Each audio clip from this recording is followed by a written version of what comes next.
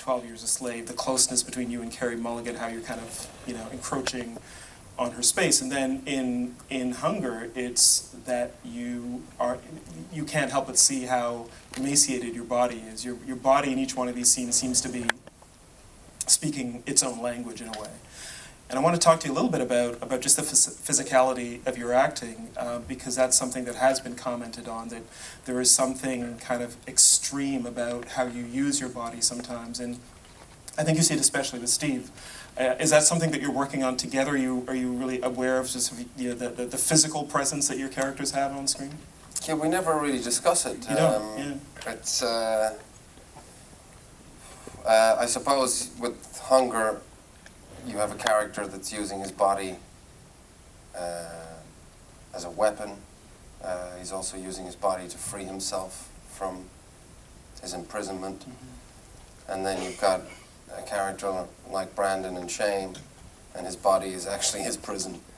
So they're two very different things. The physicality in 12 Years, the thing that Steve and I always discussed was the boredom on the plantation. You know, what does this guy do with his days? You know, the next neighbor is, you know, how many miles away from him.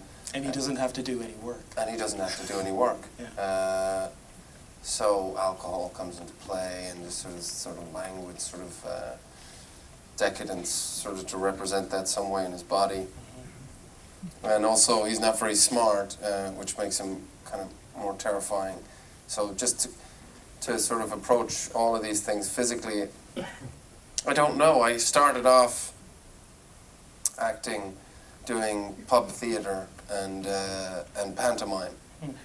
So I was always, you know, I started sort of using my body kind of as a way of sort of expression in terms of acting. And then when I went to drama school in London, it was very much a focus on the physicality. We studied Laban technique, which is all about, you know, an actor in a space and movement within that space. And then we did ballet and movement classes as well. So yeah, it's always a fun way for me to sort of find a character and really live in it through the body. And that's why if I'm, you know, doing any film, whether it's the fact that Bobby Sands doesn't wear much clothes, or somebody like Epps, it's period costume, those things really help me find that extra layer to the character. When I put on the uniform or the costume, sort of at the very last minute, that gives me that extra sort of physical feel for the character. And definitely shoes. Shoes are a big thing. Interesting. Yeah. Why shoes? Because it starts from the feet up, I suppose. Because they ground you, or why? Well, like, let's say, for example, if I'm playing a farmer, I'm going to wear farm boots. And that'll make me feel like, you know, usually people that work with the land have a weight to them. They're connected to the land, so they move heavier. And somebody like David, for example, who's a robot, is much lighter, so they're very sort of light. He's very light on his feet. So shoes can really kind of help that, starting from the sort of ground up. And of course, you're barefoot in 12 Years. Yeah, in that particular scene. Well, that was Steve, you know, because I was filming one of the scenes we were shooting when I'm looking for Patsy and she's away, and I come storming out of one of the slave houses, and I'm freaking out, you know, trying to find where she is. And the little girl that was in the scene there, she was in that scene, and I came storming out like a maniac, and she got really upset. And we stopped shooting, and I spoke to her, and I said, you know, this is, you know, make-believe, and it's not real, and, you know, hope you're okay. And we took her out of the scene. And then I was going back into the slave house to sort of prepare and sort of come back out and do the scene again, and she came in, sort of followed me in. and just sort of stood there in the doorway, and I was doing my actor thing. She's like, this guy's weird. She was just sort of standing there looking at me, and I turned around and sort of caught her standing there, and she said, "Are you okay?"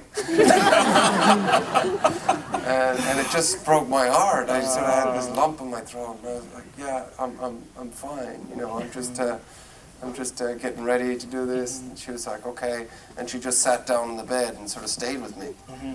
Yeah, it was really sweet. And then she was sort of by my side from there on. We kind of were hanging out, and so when I came to do that scene, there was the idea for the character was that, you know, this guy is not, you know, there's a darkness to him, obviously, and there's a perversion to him, and that this is the next Patsy, you know. Yeah. And so we wanted to have her in that scene, and again, this idea of decadence and sort of being drunk, you know, at sort of midday. Steve said, "What about if you just don't wear your pants, your trousers for this scene? What do you think about that?" I thought it's a great idea. So, Any excuse, right? Yeah. So it's just you know, you see it. Whatever you can tell story-wise, visually, it's. I always enjoy that. Yeah. And again, it comes down to the physical element of it.